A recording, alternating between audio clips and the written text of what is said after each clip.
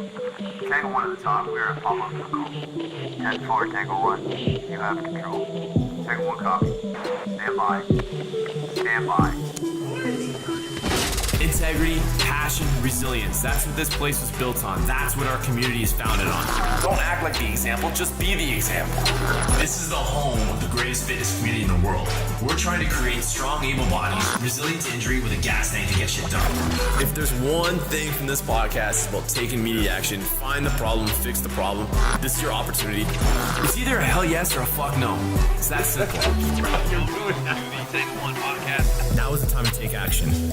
Now's the time to do more and be more.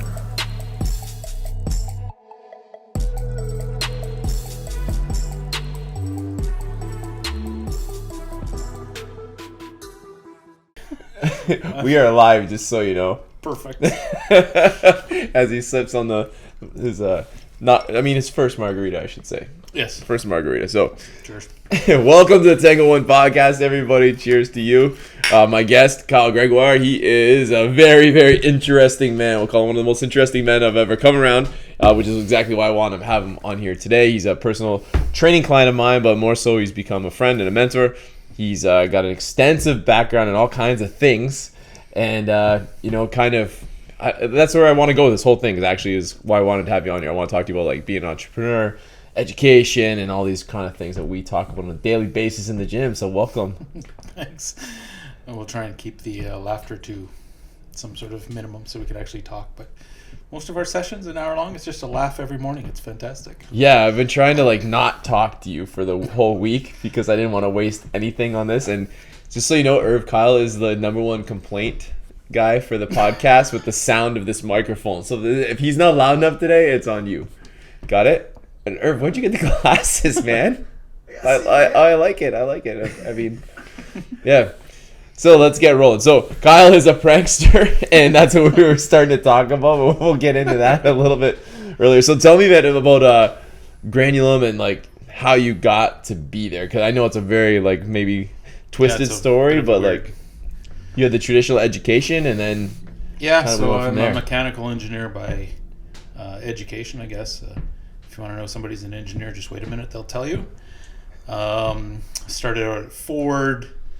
Worked my way around a couple different companies up kind of down the supply chain actually over my career of, I guess 25 plus years now, and kind of always had an interest, I guess, a passion for the environment, but in a in a non-traditional way, not in an activist way, but just from a practical right thing kind of do way. And I learned it from my grandfather in Saskatchewan, actually, growing up with him. And he was always a guy that never wasted anything, that used every little scrap piece of wood he had on the farm. And I mean, he came from a different era, he was born in 1903 or something. So grew up in hard times, born in Poland, immigrated to Canada.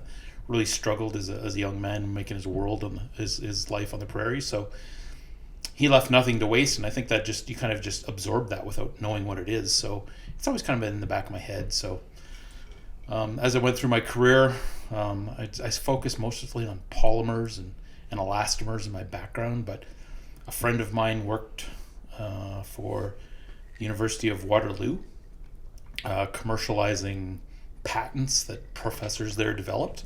One of the professors developed this mechanical process for reversing the cure in tires, so to make them recyclable, but to actually make them back into a compound you could mold again. And having worked in polymers, my buddy thought, this would be of interest to me. And so he asked me to help him open a facility here in Windsor. And so I kind of jumped from what I was doing to that, and that was, 6 or 7 years ago, maybe more now. And in the course of that journey, I just had this opportunity to purchase a tire recycling plant here in Windsor and actually make the raw product, the crumb that this process used. And so that was 3 years ago, and here we are. So I don't really think that a lot of kids grow up thinking about, I want to be a tire recycler. It's not really the glamorous thought that one goes through one's head, but it's an important function, and we can talk a bit more about that as we go. But it's kind of an interesting journey to end up owning this business that plays this small part in a hugely important part of the circular economy and the recycling of things that are hard to recycle.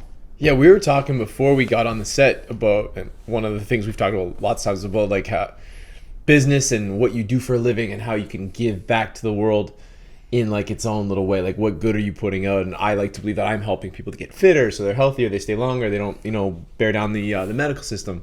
But I think like with this, like talking to you, tires, like this is not just, this is our normal prop, everybody. We don't have our feet on a tire because Kyle's here, but I know it makes you feel more comfortable as you analyze it. But like, how many hundreds of these like tractor tires, monster tires, like that's mostly what you're dealing with, right? You're not really dealing with car tires so much. So two companies. Granulum is the traditional passenger tire recycling business here in Windsor. So we process passenger tires locally from almost all the shops in town. And then Rubberjet, which is Rubberjet Canada, it's a division of Rubberjet Valley out of Italy. They developed a really innovative process to recycle these big tires. People don't really understand maybe the construct of the tire, but there's a lot of steel inside a tire. And the bigger the tire, the bigger the steel cables, the more steel content. It's really hard to cut up. Like we cut up passenger tires. Right, I can tell you, just drilling a hole through one of these to run a rope for the gym was like, I could not believe the process it took to get through that thing. The rubber is incredibly hard and durable, and then the steel inside makes it a real challenge to try and shred mechanically. So Rubberjet Valley has a process where we use high pressure water to actually blast the rubber off of the steel and recycle the tire that way. So we deal with both, just depending on the two companies. So they're similar, but they don't compete for business. One focuses strictly on big tires and one on passenger tires. It's crazy how they use water. We use water to blow up bombs, like to implode bombs, basically, right? Because it hits them, tears them apart, so they can't strike. Like to tear apart, like it's crazy. And that end, maybe one of the easiest natural resources to come by. Yeah, and it's completely recycled. We filter all the water. There's no rubber left in the water. We don't discharge anything.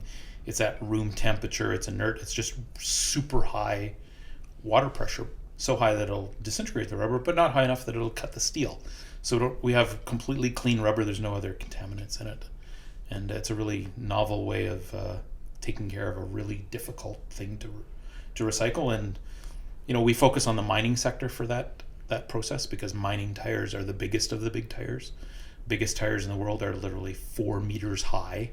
6,000 kilos when they're new, cost over $100,000 per tire.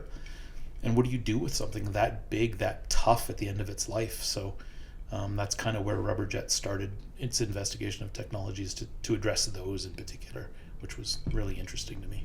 Very cool.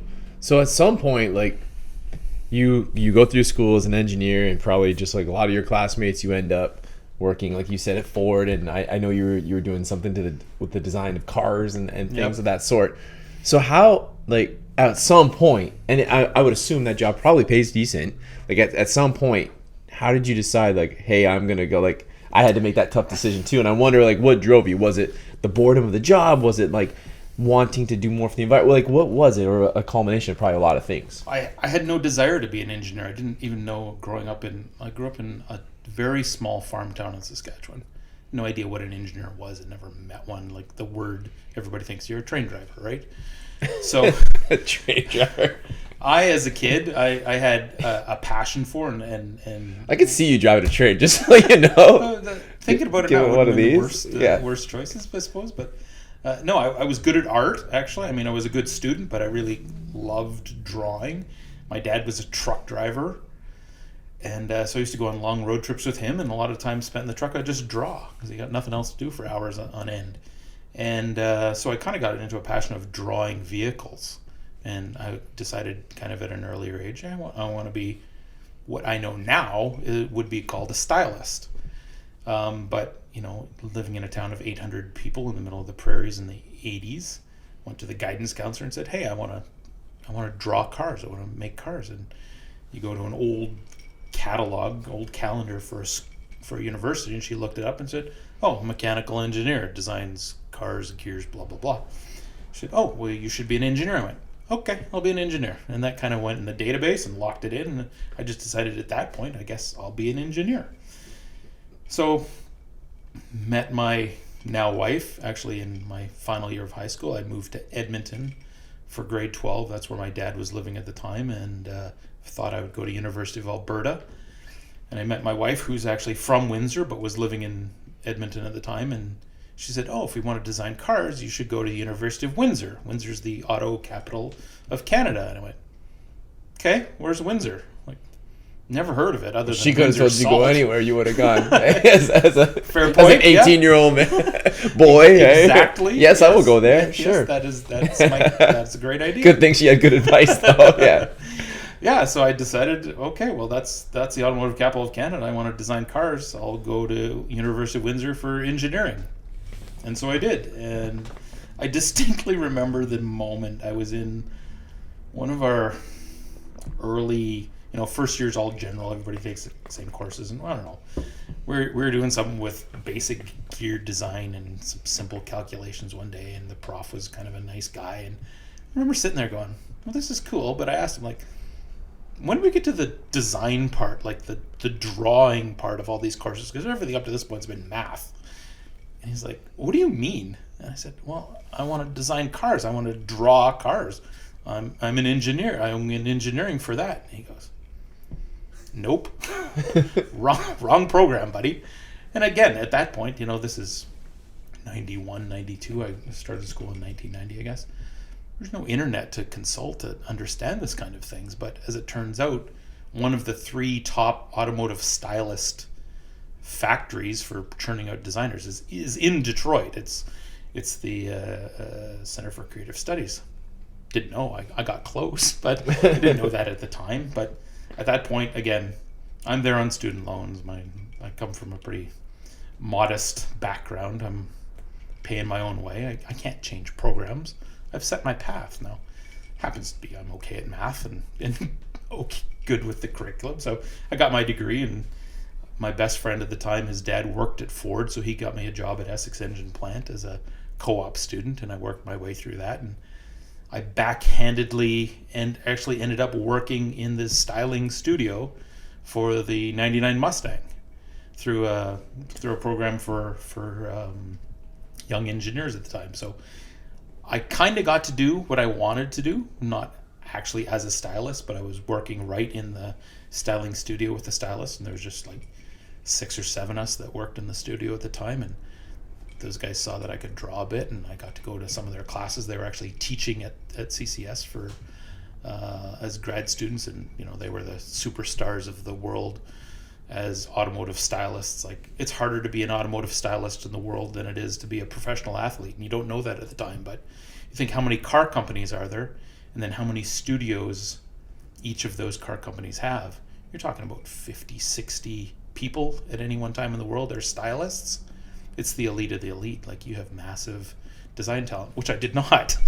So but yeah, I got to do that, and then from there I spent about, I guess, a year working in the States and doing some really cool, fun stuff. I got to work in special vehicles after that and support all the race programs Ford did for a little while, and work on the GT90 and the Lightning pickup at the time. And so that was cool. Like, as a young guy, you're traveling to design shows, and it's fun. It's the heartbeat of kind of what you want to do, and you're around it, and you get to know these guys. I thought you were going to see the heartbeat of America. Wrong company. I'm like, I don't think that goes. And then after that, the reality of real life sets in. Is like, all right, well, you need to go back to Essex Engine. That's where you're from. You've kind of had your tour of duty over here.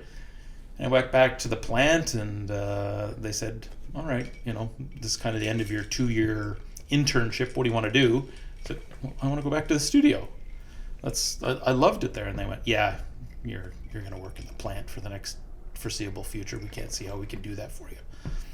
And after a year, I went, not for me. I quit. So I had to work for another company. Some guys that I went to school with were at, and I just started then pursuing things that interested me from an intellectual standpoint. So parts of the job, yeah, again, I'm an engineer at this point. I'm not resolved to the fact, but there's a lot of elements that are creative in engineering that did appeal to me and did stimulate my brain in that sense. So you are finding creative solutions for interesting problems, and when you kind of excel at that in some way, then people ask you to help them with other challenging problems where you have to think out of the box. And so that's really what I liked about that part of my career was really solving problems and thinking about things in a different way and looking at problems in a different way. So I pursued those opportunities through my career versus just staying at Ford or staying at Siemens. Or I wanted to move on to the next challenge that kept me engaged intellectually in whatever pursuit it was. So I kind of bounced around a little bit, 5 years here, 6 years there, doing different things, taking on different roles. Of course, as your experience gained, they want you to do more managerial work, more company oversight work, and working with younger people, and that can be fun too. And then it kind of circled back. I kind of got burnt out of automotive completely, because you get to a point where you're no longer doing a lot of creative stuff. You're just doing business management stuff. And I was flying to Mexico once a month to sit down with my client and discuss, part prices over tenths of pennies. And that's just mental torture for me. The business side is important for sure, but that's not what I got into it to do. And I was just, the travel was too much. My kids were young.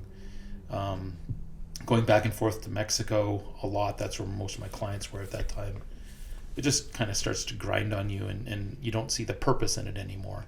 You're making money for your company, but you're not really getting ahead to the point that it justifies being gone all that time and spending all that time on airplanes and stuff. So I got out of automotive completely. I went into some consulting, which a friend of mine that I went to university with, she worked at this consulting company and thought there would be a good fit for me, but again, it almost turned into and I didn't know anything about the role as to how engineering consulting firms work, but you got to account for every 15 minutes of your day and charge it to a client like lawyers do.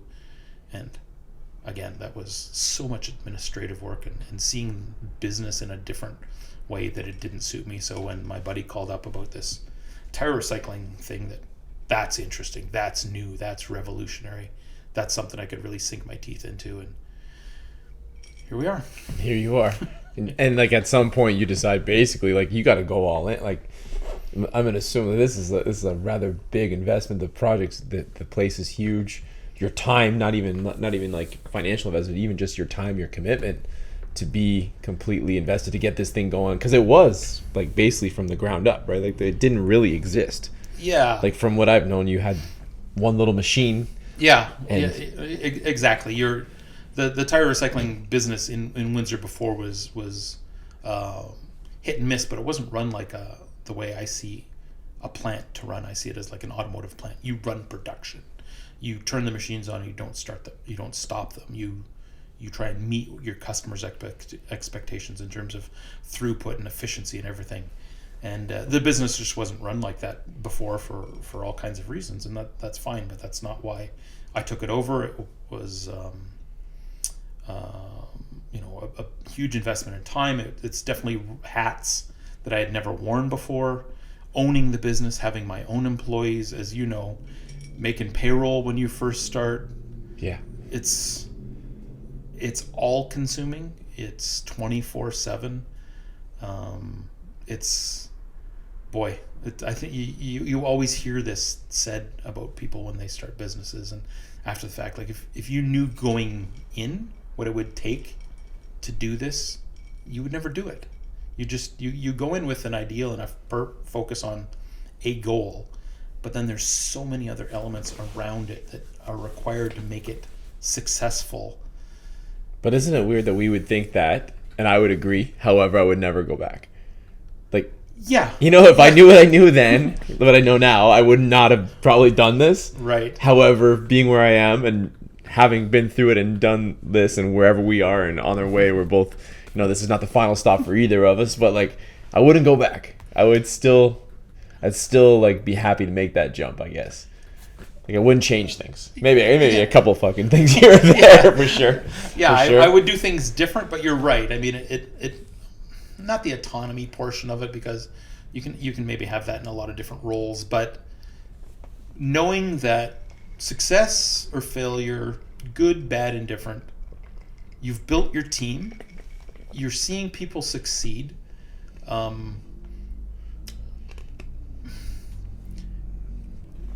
The whole becomes bigger than you.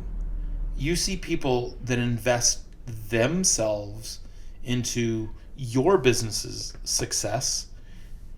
They give to the company like you gave to your company in the past. And when it's, I think when it's especially small and you're connected to it every day, that it's profound. Like I can't say how much I respect and I love the people that work for me, because it's more than a job to them too, which is amazing, because at the end of the day it's not their company in that sense, but they treat it like it's theirs, and they give you everything they have to make your dream come true, which has become their dream too. And that's spectacular, and that is the drug that I think would be hard to give up, to just go back to working for the man kind of thing. Ford, and how many thousands of employees they have, you're just a number. Yeah, it's the challenge as we grow to, like, not that we're anywhere close to growing like Ford, but the challenge as we get, 2 gyms, I was able to see everybody all the time, all the staff. We just, to this 1/3 gym, just adding that little extra wrinkle has made it where I can't see everybody nearly enough. And it's like the struggle is to keep that family, that mission orientated, where people will literally like die for you, I guess, in lack of a better word. I heard you talking to Dan Goodman about that on a couple podcasts ago as well, and I, you're physically in different locations. We have 20 employees plus or minus when we're, running 2 shifts, and a lot of people that come work there. I mean, it's young. It's recycling tires isn't glamorous. So there's a lot of young people that work there. It's maybe a first or a second job, or a step along the way for some of them. A couple have been there for a long time, but you start to get to know them. They know their families. Like one of my shift supervisors had his first kid while he's working for you, and he's 22, 23, 24 years old. It takes you back to that point in your life and what your job meant to you while you're trying to put food on the table for your little kids and everything. And it's this obligation to them now to make sure that they can succeed in life, and not just at the job, but just, sometimes a paycheck's a paycheck, and it's important, and you have commitments in your life, and you don't want to take advantage of that, right? Like, you want to respect what they're giving you. And so all of those elements, which you and I have talked about this a lot in the gym, I don't do well with human emotion on a daily level. It's hard for me to process a lot, but you have to respect that. And it takes me way out of my comfort zone as a business owner to interact every day with people's personal issues. And it's funny because then you become my therapist, right? Every Monday, Wednesday, Friday, 6 a.m. I got to give you my emotional data dump. Yeah. And put that on you, and you just smile and go with it and make me laugh again, and I'm off for the next day. But like the things of the job that aren't what you have a passion for, but are necessary to succeed. And my wife gave me the term for how I guess naturally approach leadership in running the business. That servant leadership. I fully believe and know that my leadership team knows more about their jobs than I could ever know. My production manager, she's absolutely amazing with people on the floor, and will work them under the table every day. She's not afraid to go to the floor and work every day if she needs to. My maintenance manager is like a genius at machine repair and solving mechanical problems and keeping the plant running. And like, I can't do what they can do. That's not my skill set. And they're so necessary. And then my office manager, she's a whiz with the books. And I don't, I bought a business, but that's not my background, accounting and looking after the dollars and the cents every day and bill payments and that stuff. She keeps all that amazingly on track. So you bring these people around that are better than you are at what they do, and you have to rely on them. You have to build this level of trust with them, but you also have to ensure that you're giving them what they need to do their jobs so they can succeed too. And that's kind of how I manage a lot of my day, is just trying to figure out, okay, how do I keep the best people around me working at their best? And then, what I need to do for my side of the business is not second to that, but you have to make sure that your team has everything they need, because they contribute as much or more to the organization at the end of the day than you do. Yeah, no, I think you're 100%. That's a lesson for everybody in all, like whether that's you're coaching Little League sports or running a monster business. Like leadership, your job as the leader is to maximize the potential of everybody you have there so that you can go towards that mission, the objective, the end goal, whatever that might be. And I think that's where a lot of leaders go wrong. They get so busy trying to do the tasks rather than how can I make this task go easier? How can I make it go faster? How can I make them enjoy the task, right? Too, which is another, if they enjoy what they're doing. And sometimes it's like mind blowing to me, some of the tasks people enjoy doing, right? Like there's some tasks around here that I'm like, you like doing this? And they're like, why are you so like, oh no, I love doing this. Okay, yeah, go, then do it. Here's more of it, and then that gives you an idea that like, we said Jacqueline at the start because we were joking about a prank you pulled on her, but like we realized that Jacqueline is really good, excels in these tasks, and I really thought she'd be good at these tasks, but I keep giving her these tasks that I thought she'd be good at. Why am I not giving her the things that she's proving she is good at, right? And that's like where the leadership, and sometimes it'll take you 3-4 months, and at the employees like regression sometimes because you're forcing this, you're holding this them back, square peg into the round hole type thing. And sometimes you got to give them tasks that actually you like to do, right? Because there's too much to do for you. And sometimes you have to take on the crap that you don't like doing. And for me, that could be, so tire recycling is highly regulated, legislated. We have to do... And now, a word from our sponsor. Sorry, keep going. We've got to do like annual reports on what we. For those listening, that's margarita pouring in there. Sounds awful. There's a lot of reporting we have to do. So sometimes I got to generate reports, and it's just data crunching, and it's not hard. I know exactly what needs to be done. The data's at my fingertips, literally, but it's going to take you 3 or 4 hours to sit down and just shut the door and do that work. And God, I will put that off for weeks because it's going to be just 4 hours of mind-numbing work. And it's simple, but I would rather give that to somebody else, but they can't do it. I need to do that. That's my top task as the business owner there. So, my other stuff that needs to be done, okay, you got to hand that off, or you got to swallow some of that stuff sometimes. But yeah, it's the joys of learning what it's like to run a business. Yeah, for sure. So let's flip the script a little bit. So, got to make an admission to you. So, when you've been a client for over a year now, right? Like just over a year. Just celebrated your anniversary. Okay, I got you nothing for it. You got me nothing. I was just going to mention that, but that's fine. Yeah, so I'm like, I put out the episode, Walk It Like It, Talk It. And you and I have been, we talk every day. We're in here all the time.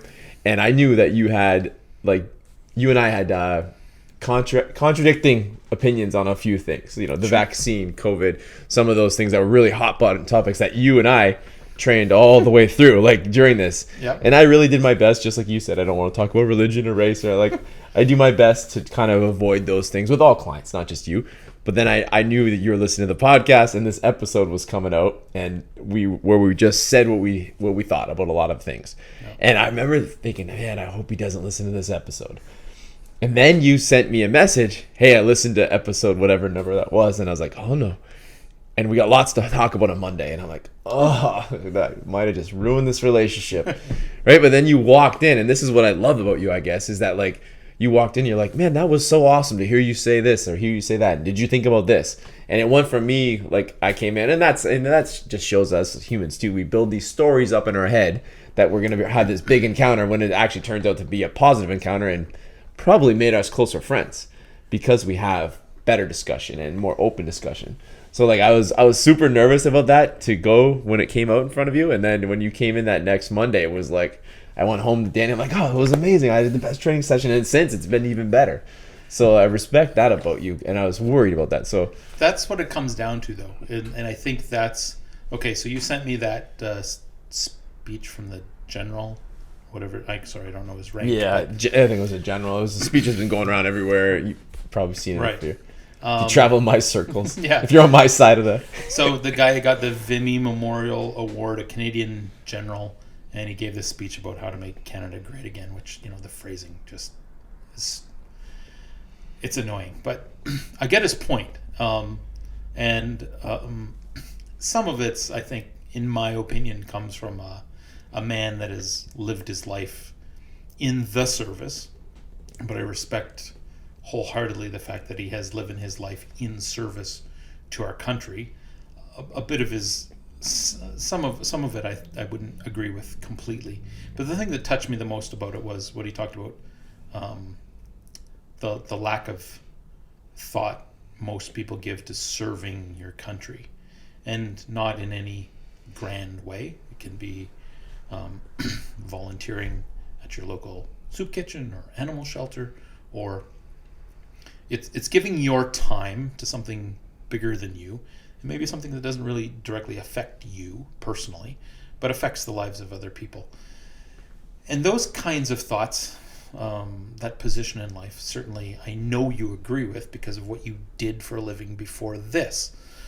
And our ability to talk as we do, at least 3 days a week, candidly, comes from a position of respect. I respected you from before I met you.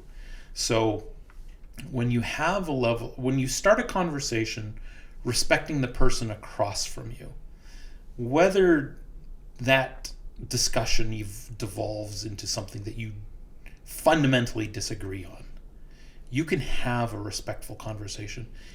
And if you have respect at the start of it, at least you're open to listen to that person's perspective. Because you go, this guy's not a crackpot. I know he's not ultra this or ultra that. What's behind their perspective on whatever the topic might be? Maybe that can inform me as well. And that's what I love about having intelligent conversations about somewhat controversial, potentially, topics or hot button topics, as you said, with people that I respect, and people that can articulate their point of view, and I can listen to it. I still may not agree with you on everything, but probably not. At the end of the day, I'm not going to want to fight you over it, right? I can walk away and go, okay, these are things that we're not going to agree on, but it doesn't mean I hate you. It doesn't mean that we can't agree on 17 other things.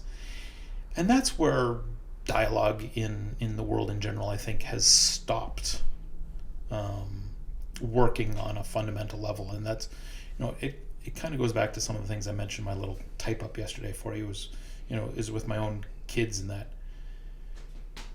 if you can teach your kids to be able to have uncomfortable conversations, and critical with thinking, respect and critical thinking, and appreciate somebody else's viewpoint, it's the only way we're going to solve big problems. Finding the middle ground. Nobody seems willing to find middle ground anymore. It's either I'm right, you're wrong. That's it. And until you come to my side of the fence on every issue, you're an idiot. Yeah, it was like that got amplified. We took this, like, the issues that came in the last couple of years, and then we also took away people who weren't communicating. So we took these very like sensitive topics and then stopped people from talking. And then it was like when people came back to talking, it was like, and the only way you're talking is really through your social media stories, which is not really communication. Like so having those, I think you hit it right on. And like I know that's a huge goal of your family and your household. We've talked about that, but with us too, with you and I think it's big that to recognize, like, I remember having a conversation, you and I, about dress codes or something. And your opinion was coming from raising 2 daughters, and I'm raising 2 sons. So, of course, we have a different view and a different experience and a different, all the background, the basis of everything that we're saying is coming from 2 different sides of the world, even though we both grew up as young men at some point, right? Yeah. A long time ago for you, not a pretty long time ago for me. But yeah, I grew up in black and white. in the Wild West, as you see his cowboy hat. But yeah, I think like that's another thing to have a conversation about. Like, yeah, okay, am I talking to Irvin, who's a visible minority? Am I talking to him about race? Like his, he went through things in school that I only heard about, right? Like there's always that different background that we're coming from, and I think we don't maybe. Most of us, myself included, I think probably you would even admit that we don't put enough thought into where the other person's basis. 1,000%. We always want to be right? We're always talking at people, and with the way communication happens mostly today, it's through a text or through a tweet, or which has no nuance to it whatsoever. It has no tone, inflection, smile. You can't, there's no subtlety to text typed conversation. And God, I remember when email first started and how much trouble I got myself in, because as you know, I communicate through sarcasm and with a smirk sometimes, and you quickly realize 20 some years ago, like you can't type like you talk, because all of that is lost and people misconstrue what you mean. And when you read the words and you read it back to you 5 minutes later, you're like, oh, that's not going to go well, But we've lost that self-awareness even of how people can misconstrue what we say. And I think sometimes in the need to feel heard and need to feel validated in our own position, we forget to give that same validation to the other person. We just want to be heard, but we forget so does that person, right? And whatever the topic is, and I'm certainly no expert at it. I'm terrible at it myself, but again, when it comes back to you and me, or having conversations with my kids and my wife, and when you start with that level of respect, you can have it, But if you're online, I could be the ultimate troll, because I'm not actually there to hear the other people. I'm just there to put somebody on blast for amusement's sake. But that's the toxicity. Nor are you brave, that's like such a cowardly way to go about it.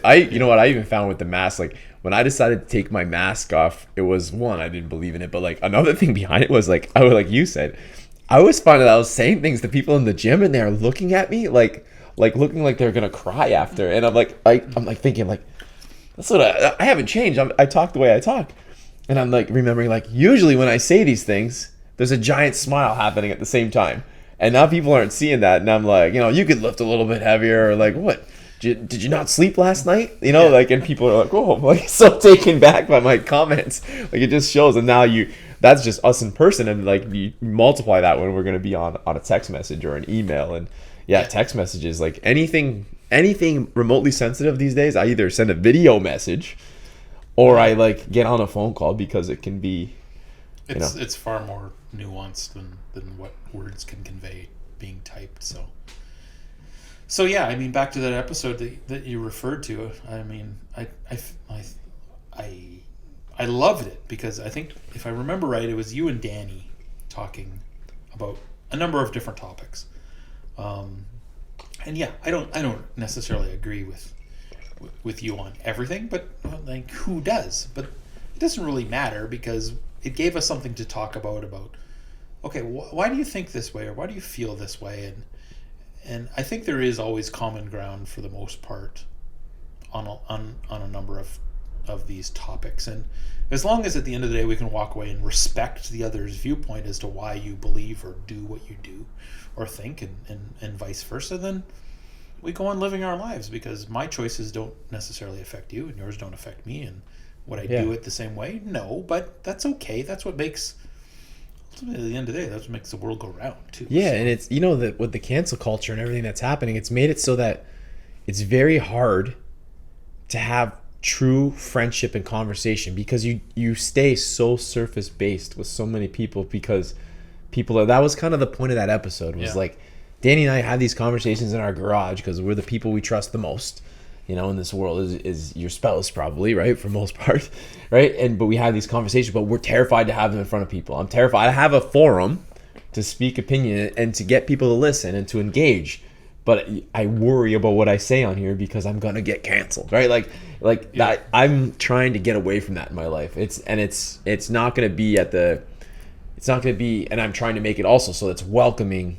That conversation from the other side of that particular topic is welcomed as well, and that's what I hope I can do with this podcast going forward. I have nothing controversial to say. Yeah, nothing controversial. I'm not trying to drag that out of you right now. Don't worry. But no, you're absolutely right.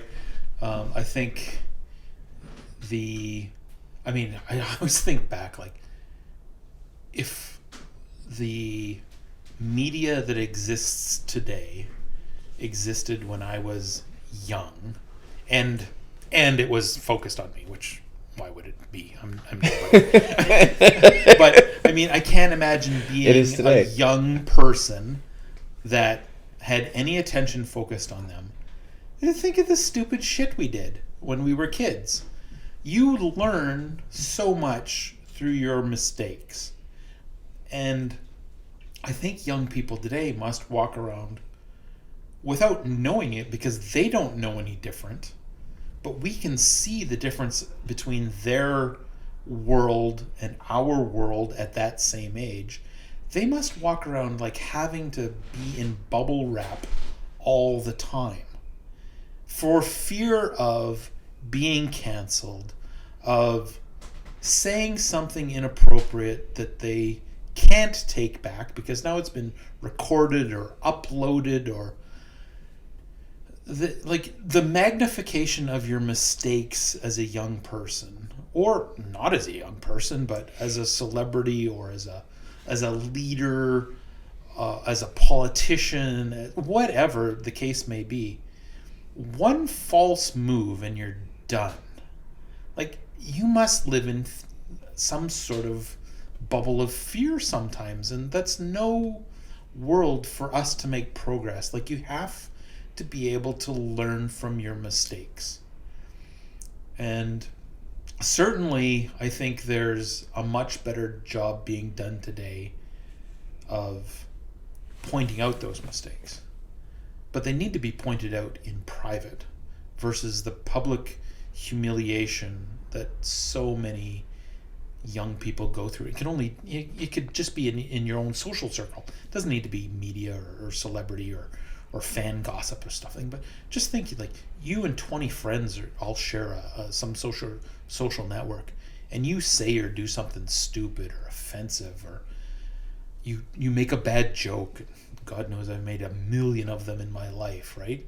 And if you can't, like, that hurts somebody when you say it, and you see that hurt and you can take it back or make it amends with that person. But if that's now captured on video and it goes out to 300 people in your school, now everybody knows you're an asshole for life. Like, how do you grow from that? Like, so, you know, we make a lot of criticism and judgment on this generation of always being politically correct. And, well, how can they not be? Because they can't learn from their mistakes or they'll be vilified. So, you know, I think it cuts both ways, and we only like to criticize young people for being ultra inclusive, not inclusive, that's other, but ultra safe in their opinions and not taking a position and not pushing back. And, well, how do they know when it's okay to push back? Because they see other people pushing back against something unrelated but in a similar way, and they're crucified for it. So I think, like, it's not all their fault in the sense that they have to be so guarded in what they do. Like, you get to a point in my life where I don't really care. Yeah, but like what you said about them, and there's a bunch of parents talking about everybody getting trophies, at our football last week, and I'm like, well, we're all bitching here, but we're the ones who made this. It's my generation right now, my age group. Yep. We're the ones that are really fucking these kids up with like all this like over and above inclusivity. Like inclusivity to me means no matter where you're from, what you do, what you look like, what you believe, like you're included, and that should be celebrated for you being an individual. It doesn't mean that everybody is the same. Like that's the opposite. That's conformity. Like you and I are different. Right. And it's okay that you're different than me and I'm different than you. That's great, actually. Like you said earlier, I think like my generation is really screwing this up and saying like, hey, everybody here needs to be the same. We need to all do the same thing, sing the same prayers, go to the same places, not celebrate this, or celebrate this, and not like, it's like, just let everybody just be a little bit and like celebrate the fact of that we're all in this together. I think we're missing that out too. And I, like you said in the communication, it reminds me of like the people that just want to be heard. There's also another fine line I find in this self-aware, and like with you said I'm your morning bartender Monday, Wednesday, Friday. I think there's a fine line where people, and I find this sometimes when I vent to you or I tell you a problem, doesn't mean I want advice. Like sometimes it's just I just need to talk it out, and I'm talking it out to you. It's that fine line between, because advice can be taken at the wrong time. Say I give advice to you, can also be taken as like you get guarded against it. It's like almost like a criticism of you. Sure. Where sometimes it's just the fact that like I know there's mornings when you come in here, I just like, thankfully you've never given me any advice. Yes, I got what advice Good did I or give bad. you? Shred the rubber. Shred the rubber. Just pick that up. Shred the rubber.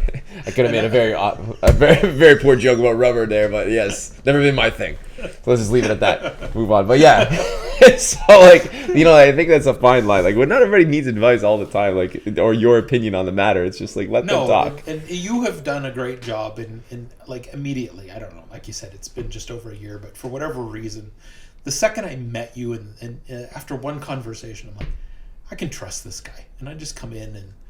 It's funny when Joe or Corey or whoever's training me and you're not around, it's completely different. Like, they're great guys, but like, I don't even know what weights I lift, right? You keep track of all of that for me. I'm just there and I'm not thinking, and I think I told you this when we first started working out. I want to come in the morning. I have to think about my work all day long, 24/7. I need an hour where I can turn my brain off. And sometimes turning my brain off is just bitching about whatever.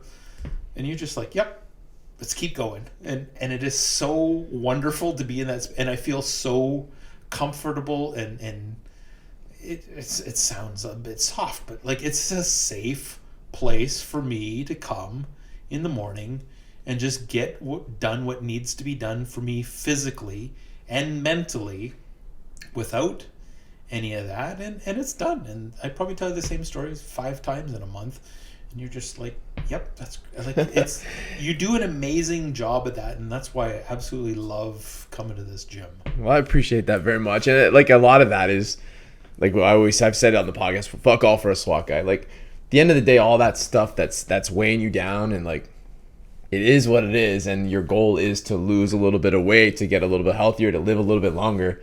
Well, then all that stuff that we're talking about, it's there, but we need to push through and get to the goal, which is to, achieve this workout so that the next one can just be a little bit stronger, and you've done a good job. And so it's not so soft. Like, I'm your rip. Yeah.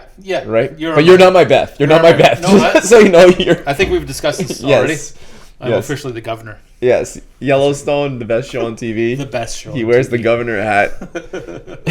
And I'm his rip. I'll do the dirty work for you. You can tell me anything and it goes nowhere. Just take him to the train station.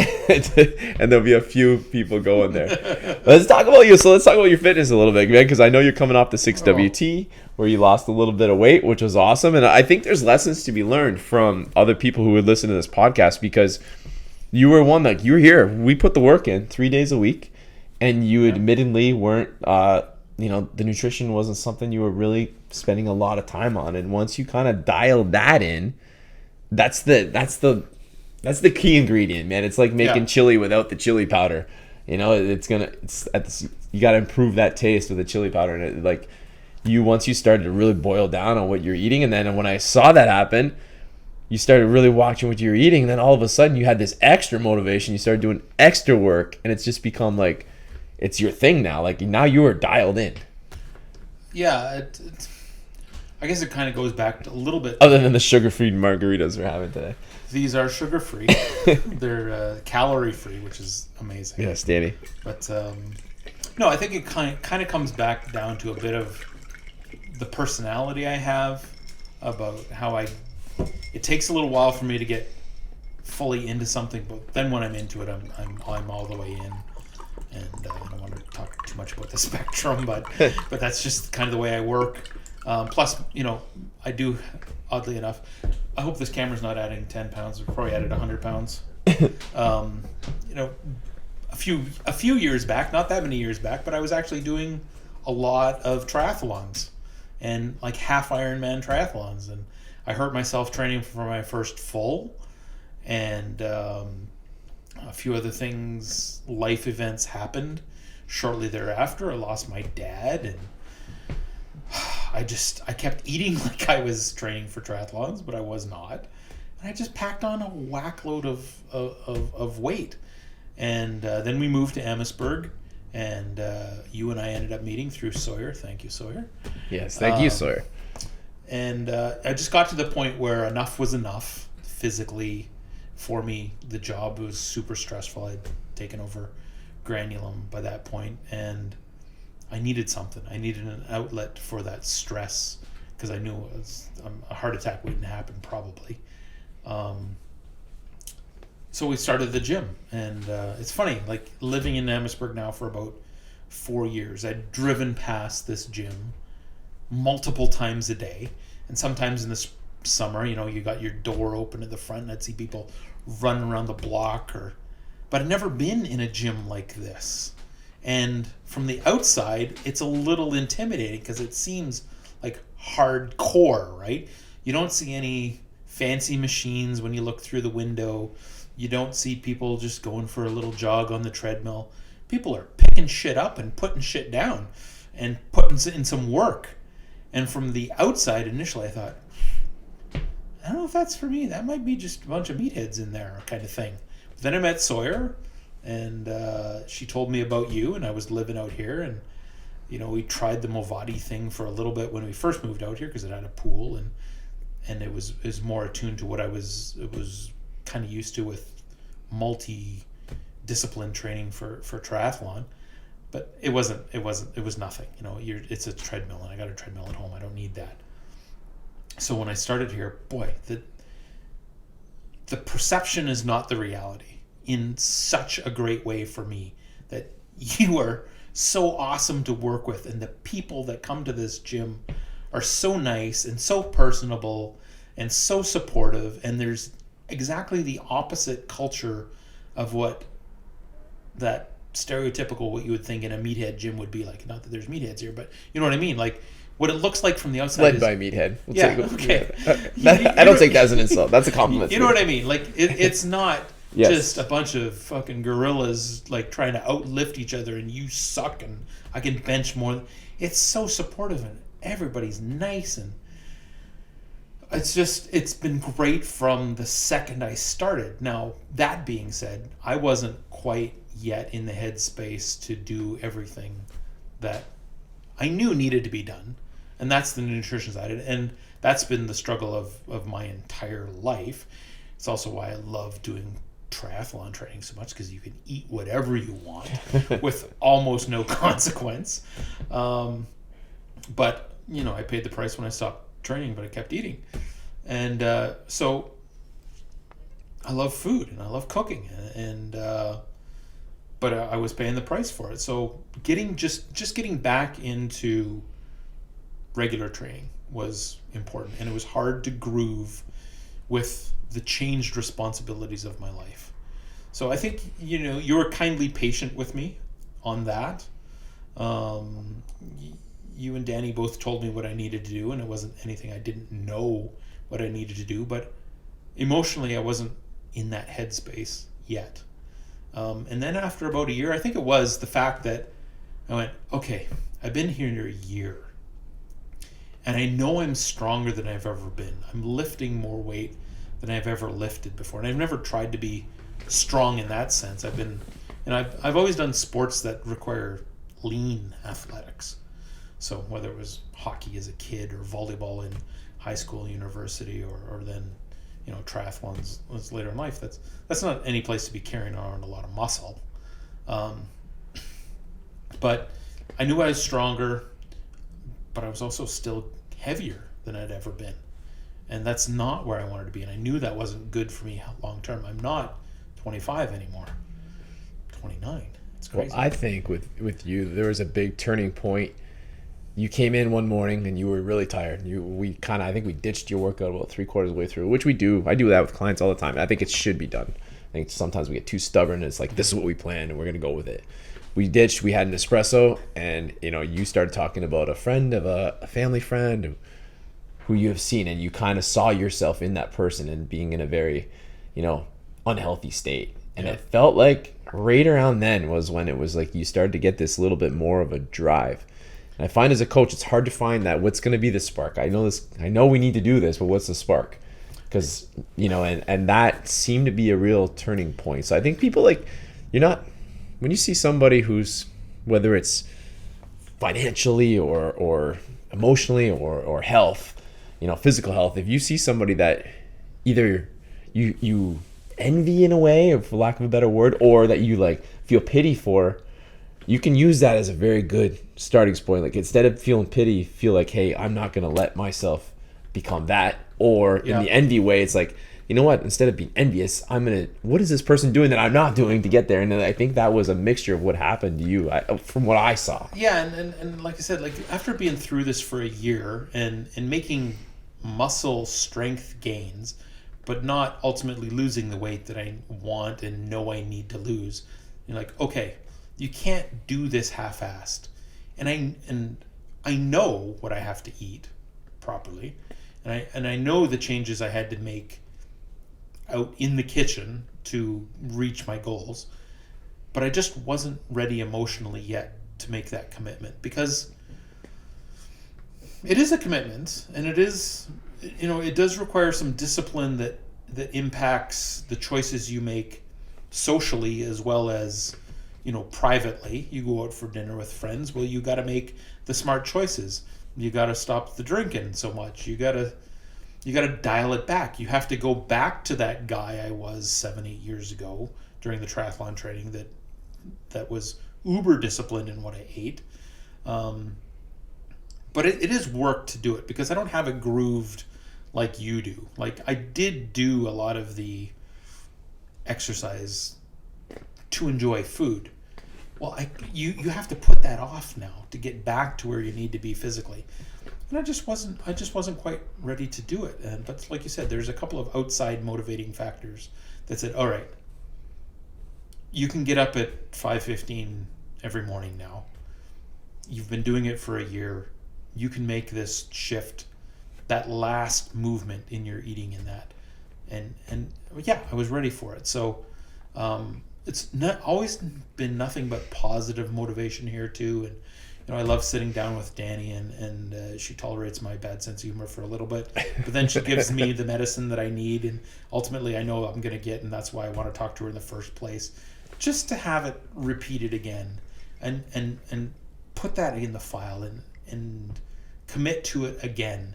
And the 6-week thing is great. In fact, I just had this conversation with my wife today, because we're going out for dinner for my buddy's birthday. We're going to a pasta place, and we're just talking about, well, what are you going to eat tonight? Because this is a pasta place. And I'm like, no pasta for you. She's celiac. She got celiac, and no pasta for me, because that's not going to work. Like, what are you going to have? So you got to think about these things. It's a little thing, but you still got to do it, right? She's like, oh, you're not eating pasta again? I'm like, no, 6 weeks. I had my one day of indulgence on the weekend, but it's back at it, and then we're going to go another 6 weeks. And chunk it out like that. It makes it tolerable. You can measure gains. You can set little targets, and for me, that really works. So I'm happy to be back at it. I'm happy to be back on the bike again and the rides, and That's come with some undercarriage some challenges, problems in some places but that's okay. that we don't want to know exists. That's part of the journey too. So one of the funniest things, the first time Kyle comes in here, the first time you walk in here, I'm telling this like I'm telling Herb, I guess, is he says, Tony, my calf kind of hurts from last workout. I said, okay, lay down on the ground. And he's like, oh, this trainer knows what he's talking about. He lays down, he lays prone, so the people at home can understand you're not seeing this. And I grab one of those rollers that looks like a pie roller, and I drive this thing into his calf like I'm the cop trying to get the truth out of him. And you could have had anything 3 seconds into that maneuver. He screams, ah, what? He has not complained about anything being sore ever again. Every day is a good day at the gym. Every day is a good day after that. You don't want the stick. Yes, it was a pretty funny way to start. It was such an awkward way too. I straddled him and then just rolled that calf so it couldn't get away. He's squirming. Oh, it was amazing. It was amazing. There's been some funny times around here. So Kyle, being a fan of the podcast, listen to I think we should leave the Jacqueline story out, but we can definitely tell the Corey story. So we have the Corey story. If you ever listen to the podcast, you know Corey is hung like a pop can. And that he was out for a walk one day with his dogs and wearing jogging pants and no underwear. Who does that, first of all? And so some young ladies drive by and yell, nice dick, right, as he's passing by. So Kyle gets a hold of this story on the podcast, and he's like, I see Corey every day, right? And I don't think much of it. 3 months goes by, and I get a video message from you. And I'm like, I'm in the movies with my kids. I'm like, I press play, and it's like, it looks like you pocket down me because it's just showing the road. I'm not getting it, right? Because 3 months has passed. And so I get out of the movies later, and I press play, and I watch this car driving down, and then I see Corey walking his dogs, and I hear Kyle yell. He doesn't do it as crudely. He's like, nice junk or something, and then he drives by, and Corey gives him this face. And for weeks, we were hinting to Corey like, hey, what was that all about? We sent him the video, and he's like, who was this? And it was like, oh, that was one of the fucking best moments. Like, we laughed our staff about that video. Oh, I do like the jokes, and it's funny. I mean, so my kids are 21 and 23 now, so we're talking 15 to 17 years ago, if not more. Corey used to work out at the gym in LaSalle, where we used to go with our kids. They were literally in the daycare program, and I remember Corey from that gym. So when I saw him here, I'm like, I kind of know that guy. Like, I used to see him running around LaSalle when I lived there, and we might have talked a few times at that gym. But yeah, getting to know Corey a little bit better, and then hearing that story, and then seeing him walking his dogs constantly, I was just like, I'm waiting for the right opportunity to do this, because we're not like super close. He's not going to know it's me. He doesn't recognize my vehicle. That's for me is the perfect opportunity for a joke, which segues into poor Jacqueline. Yes. Which I think we should let her off the hook. Yes. So Kyle, we have our 6-week transformation. You have to get your scans. In your scans, you got to be in your underwear, basically, right? Tights, like basically like spandex type, or boxer briefs, I guess. So Kyle thinks it's gonna be like me in the room doing these scans.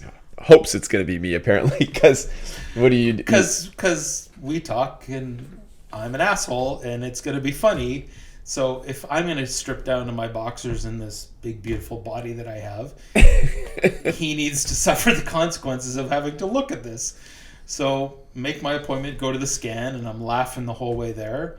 Like, well, Tony's getting an eyeful today because I'm going to stuff my shorts, and he's not really...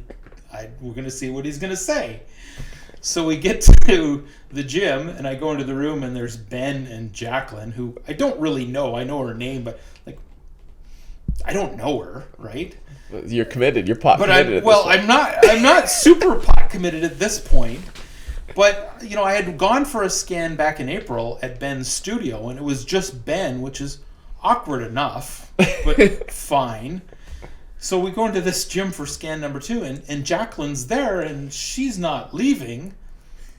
And I'm like, Well, fuck it. Like, if you're going to hang around, then you're going to get the joke that Tony's should have. So, in goes the sock, up against the wall, do the twirly scan, and everybody's being, super professional. Ben's just staring at the computer. Jacqueline's, God forbid, probably averting her eyes.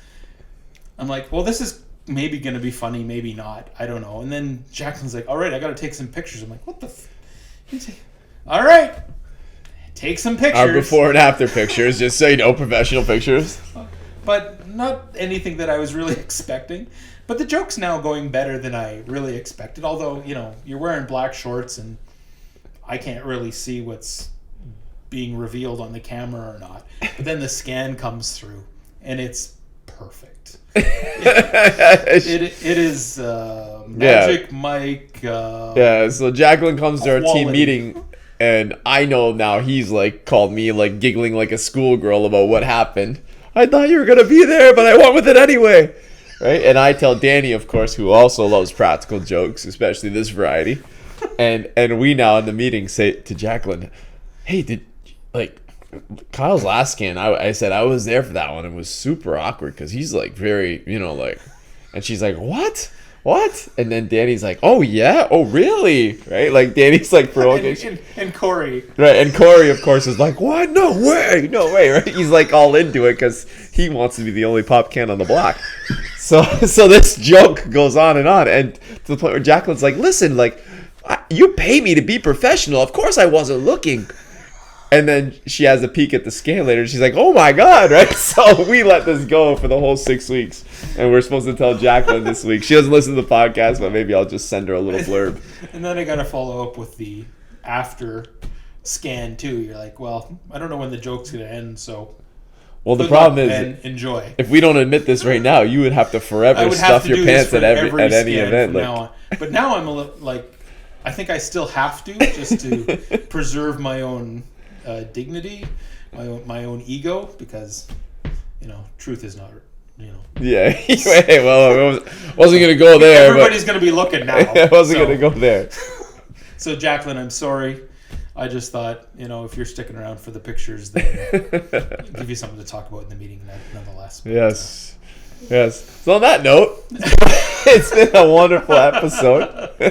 We stayed away from anything controversial until the very end.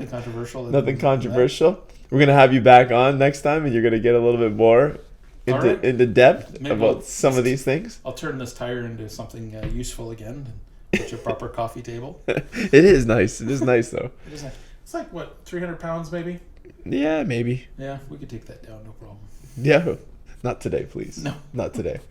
Oh, so, but before we go, I did have some tire facts for you. Oh, okay. Let's hear it. Let's you guys gotta understand, Kyle. He goes down rabbit holes of everything.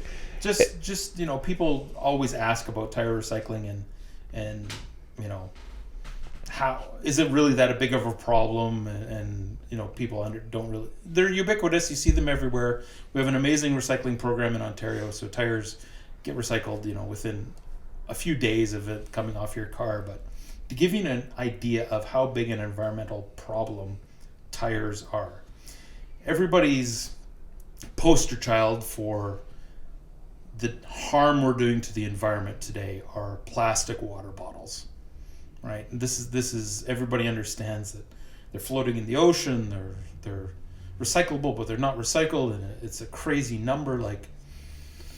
I think the number is every 4 seconds, a ton of plastic. 1,000 tons of plastic go into the ocean. Every 4 seconds, 1,000 tons of plastic wind up in our ocean. That's how bad the problem of plastics are in our environment. So the data is 2018, but in 2018, there was 400 million tons of plastic water bottles produced. 400 million tons. So that's 4 billion kilos of plastic water bottles produced in a year, just over. Tires, just tires, 19 million tons of tires produced in a year. 4.5 times the number of tires produced versus water bottles. And water bottles are 100% recyclable. They're made from PET. It's the easiest plastic in the world to recycle. Clean it, grind it up, melt it, put it back into pellets, use it for something else. Tires, no, they're cured. They can't be just put back into tires just by melting them. They don't melt. So we're talking a scale of almost 5 times by volume, by mass, tires in the environment that are extremely difficult to recycle. That's why we're doing this. Just to give you an idea. That is pretty crazy. You're going to have to open a lot more shops. We have a lot of work to do, but we're trying. That's good. That's good. Congratulations, man, and for the difference you're making in the world, and for the difference you're making in my life, and then just enjoying and coming in here and training with you. And I'm super proud of your gains and losses, but also just happy to have you as a friend, and appreciate you coming on here today. It's been awesome. So awesome. Appreciate And it. we got to thank HQ Nutrition. We both took Focus today. Your first time with the Lion's Mane. That's right. Did it do what I said? No, not yet. Not yet. Absolutely. Not yet. Don't look at me like that. Okay. And we got it. So go to Tango 15, go to their website for a discount, and get that stuff shipped right to your house. I love that Focus. Take it for every single podcast. Helps you dial in for great conversations. And then, of course, thank you to Ian and Kara Murray of Murray Insurance. You guys continue to sponsor the show since day one. Big proponents of everything that we do in this and help us to do everything a little bit better, including the charity we got coming up, Cruise and Brews. Go to cruisen, like the letter, cruisenbrews.com if you want to sign up. We got I think we have 6 gyms in already. We're already 24 hours into this thing. We're almost at $5,000. So our goal of $50,000, we want to get that with every single gym, fitness industry coming together to make a difference for cancer. So thank you guys and have a great week. Now's the time to do more and be more.